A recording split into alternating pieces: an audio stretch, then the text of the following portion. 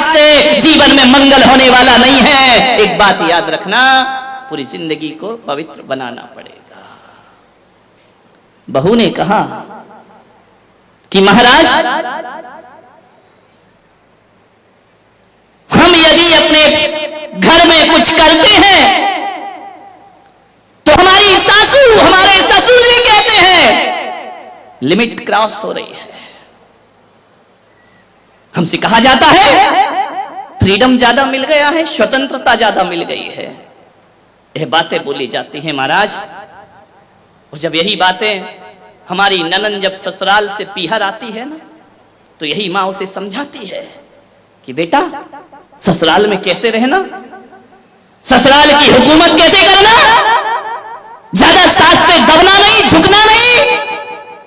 जिस बातों का विरोध करती है मेरी, वही बातें वो मेरी ननंद को सिखाती है।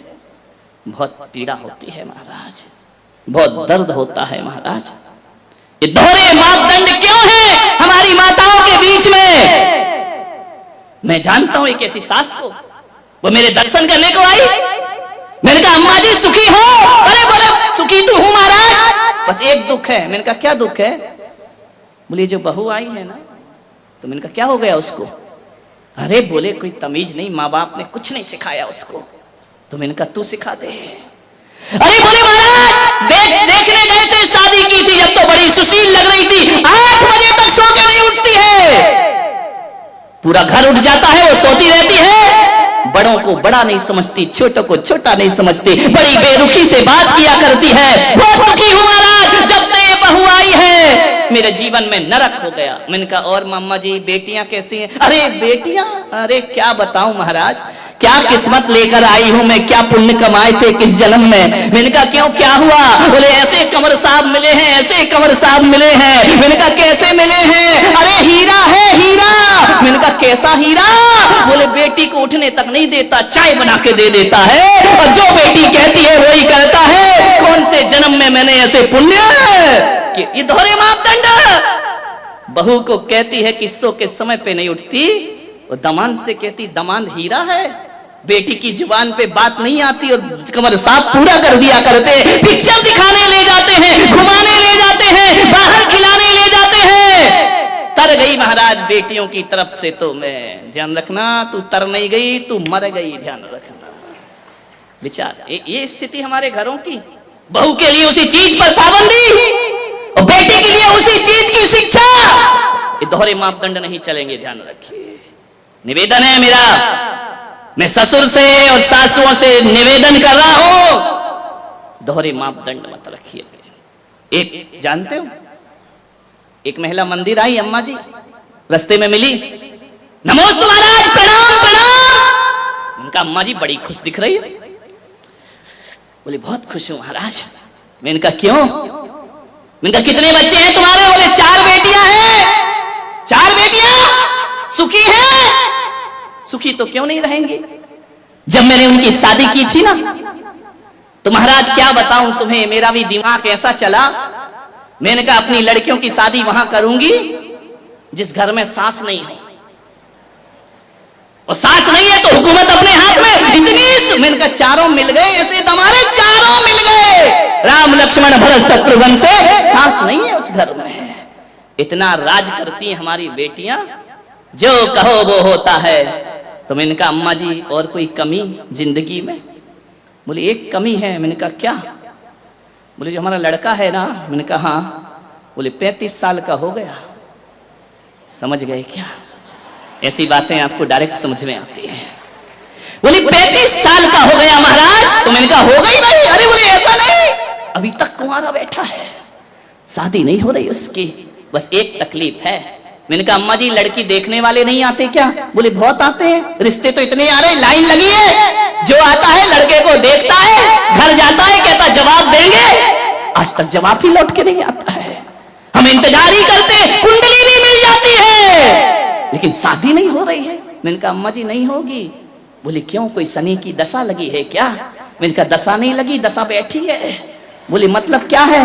मैंने कहा तूने तीनों बेटियों के लिए संकल्प लिया था ना कि जिस घर में सास ना हो वहां दूंगी, तो और बेटी वाले भी तो हैं, मैंने कहा जब तक तू रहेगी लड़का कुंवारा रहेगा, ध्यान रखना, और जिस दिन तो दुनिया से चली जाएगी उस दिन लड़के के फेरे लग जाएंगे। दोहरी नीतियां मत चलो मेरे भाई, ध्यान रखना, दोहरे मापदंड मत रखिए।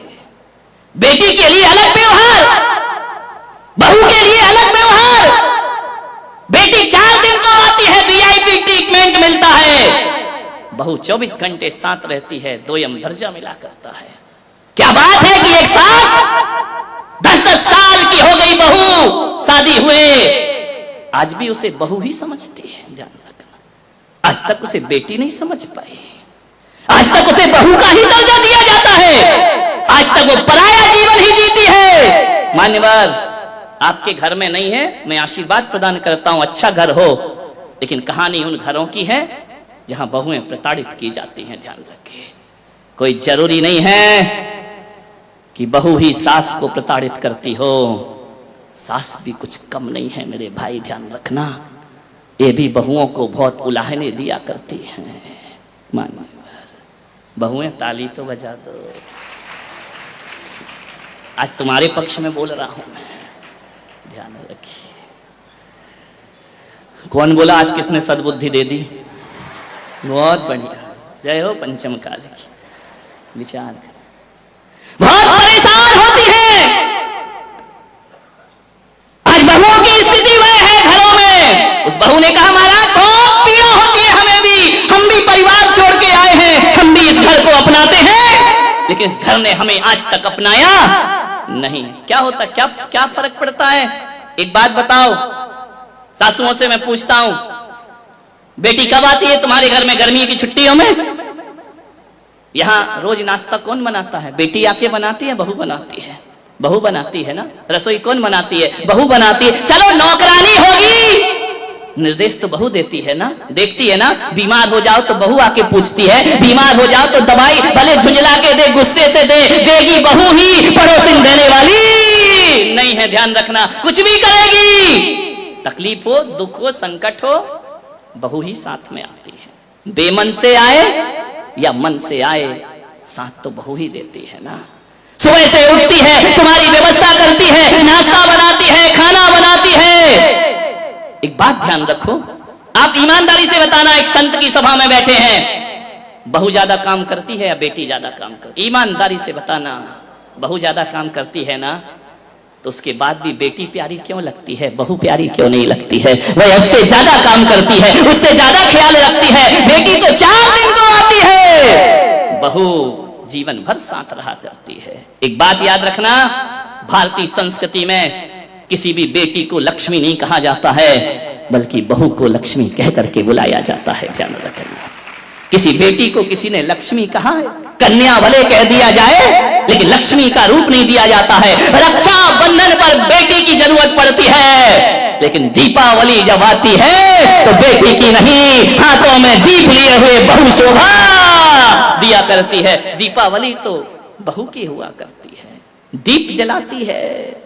रक्षाबंधन पे तो राखी बांधकर चली जाएगी, मिठाई खाएगी, कुछ पैसे भी ले जाएगी, ध्यान रखना। कमर साहब आएंगे, खाएंगे, मजे लेंगे, लास्ट में बोल देंगे मजा नहीं आया, धत तेरे की, मर गए कर करके, उनने कह दिया मजा नहीं आया। बहू तो घर में ही रहती है ना, बहू तो लक्ष्मी है ना। आज तक किसी बेटी की आरती किसी माँ ने नहीं उतारी होगी, लेकिन बहू जब घर में आती है तो सास को दीप लेकर उसकी आरती उतारना पड़ती है। बहू मंगल है, बहू शुभ है, बहू लक्ष्मी का रूप है, बहू सरस्वती का रूप है। जब वह बहू घर में आती है, तुम्हारे वंश को अंश प्रदान करती है, और जब उन्हें संस्कारित करती है तो यही बहू सरस्वती का रूप हो जाया करती है, ध्यान रखिए।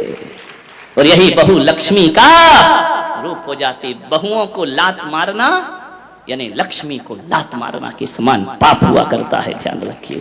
बहुएं तो घर की शोभा होती है, प्राण होती है। बहुएं ना हो तो तुम्हें कोई दादी कहने वाला नहीं मिलेगा, तरस जाओगी, ध्यान रखना।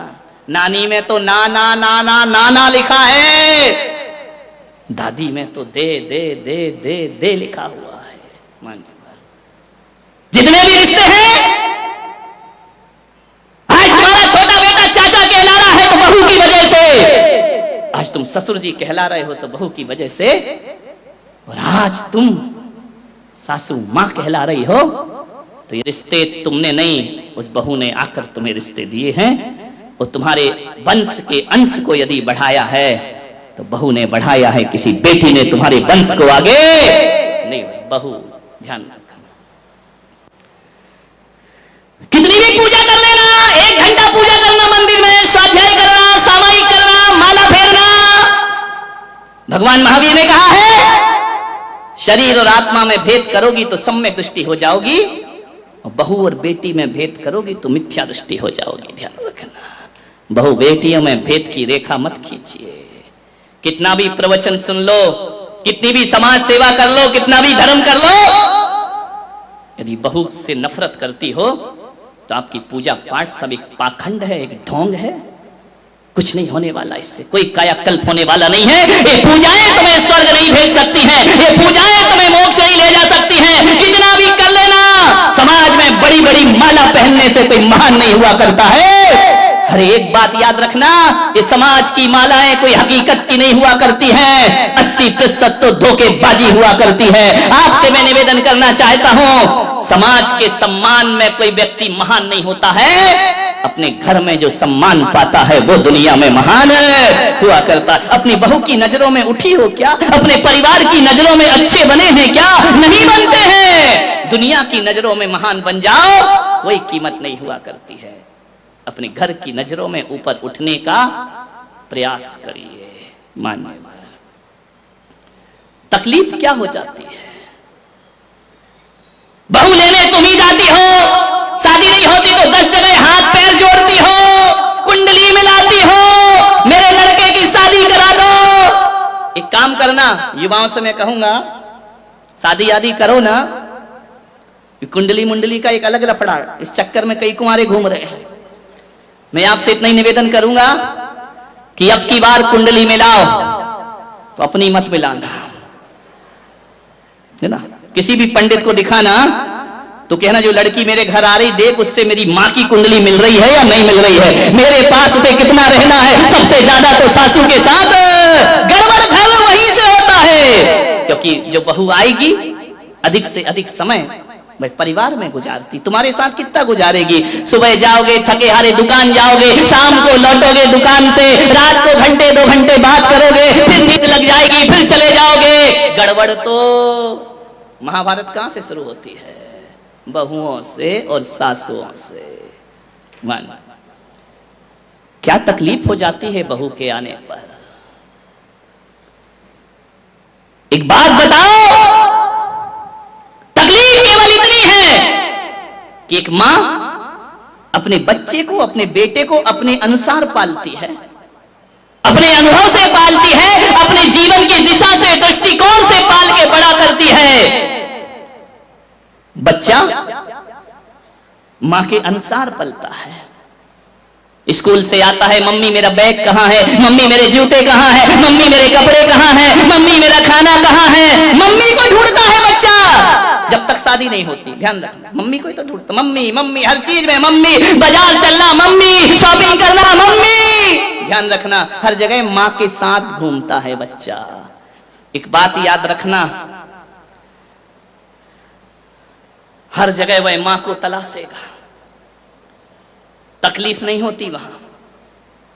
दुख है तो मां, सुख है तो मां, कहीं जाना है तो मां पापा, इसके अलावा कुछ नहीं होता है। लेकिन एक तकलीफ थोड़ी सी हो जाती है कि जब शादी होकर के वह आता है तो थोड़ा समय उसे पत्नी को भी देना पड़ता है। ध्यान रखिए, और जब ये समय हमारे समय में से कटने लगता है ना, तो मां को तकलीफ होने लगती है। ध्यान रखिए, ये नेचुरल बातें हैं, प्रैक्टिकली बातें हैं कि पहले आते साथ बेटा मां को ढूंढता था, अब बहुत से काम ऐसे हैं जो पत्नी के हवाले हो जाया करते हैं। और जब कोई काम, जब वह आवाज अपनी पत्नी को देता है और मां को नहीं देता, थोड़ी सी तकलीफ हो जाती है भीतर। ध्यान रखना, शादी के बाद जितनी मुश्किल सासू को होती है ना, उससे ज्यादा मुश्किल लड़के को भी हुआ करती है। ये मत सोचो कि केवल बहू को एडजस्ट करने में वक्त लगता है, परेशान होती है, ये लड़कों को भी बहुत दिक्कत, जब तक शादीशुदा लड़कों से पूछो हमेशा कहते इससे तो, हाँ ये तुम क्यों बोल रही, उनको बोलने दो। ध्यान रखिए।